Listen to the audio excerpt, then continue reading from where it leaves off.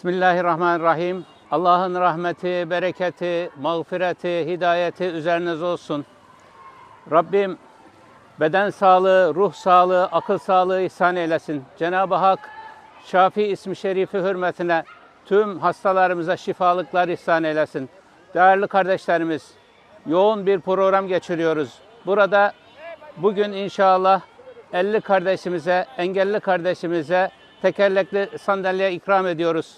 Sizlerin bağışlarını farklı yönlerde gıda olarak, battaniye olarak, sıcak yemek olarak, katarak ameliyatı olarak ve tekerlekli sandalye olarak kardeşlerimize ulaştırıyoruz.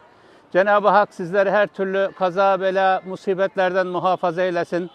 Buradan, Arakan kamplarından sizlere dualar, Allah katında inşallah makbul dualar geliyor. Allah sizlerden ebeden razı olsun. Selamlarımızı, dualarımızı, hürmetlerimizi gönderiyoruz. Buradaki mazlumların sizlere selamları var, duaları var. Allah'a emanet olun. Esselamu Aleyküm ve Rahmetullahi ve Berekatuhu.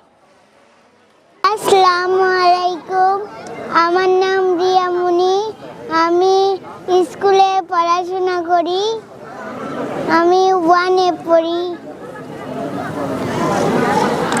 আমি হুইল চেয়ারটা পাইয়া অনেক খুশি হয়েছি।